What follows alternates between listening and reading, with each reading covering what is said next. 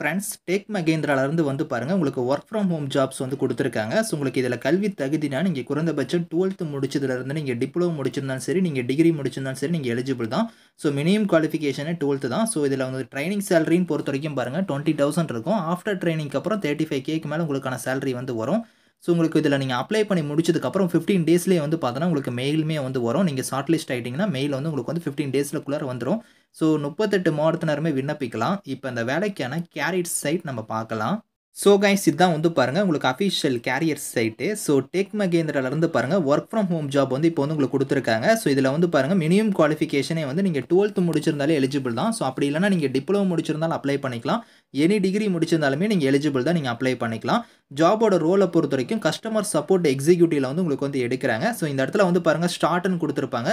இத நீங்க கிளிக் பண்ணீங்கன்னா, உங்களுக்கு டைரக்ட்டா அப்ளிகேஷன் பேஜுக்கு வந்து போகும். இதில வந்து பாருங்க உங்களோட நேம் வந்து ஃபில் பண்ணிக்கோங்க.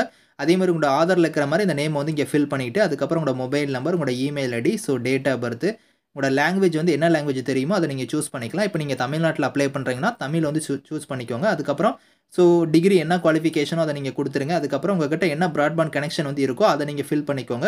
ஸோ அதுக்கான ஸ்பீட் வந்து என்னவோ அத நீங்க ஃபில் பண்ணுங்க. அதுக்கப்புறம் லேப்டாப்பா, பிசியா எந்த சிஸ்டம் வச்சிருக்கீங்களோ அத நீங்க குடுத்துறலாம். ஸோ அதுக்கப்புறம் ப்ராசஸருமே வந்து பார்த்தோன்னா i3, i5 இந்த மாரி வந்து வேற ப்ராசஸர்னா அதர்ஸ்ங்கிறதுல வந்து நீங்க ஃபில் பண்ணிக்கோங்க.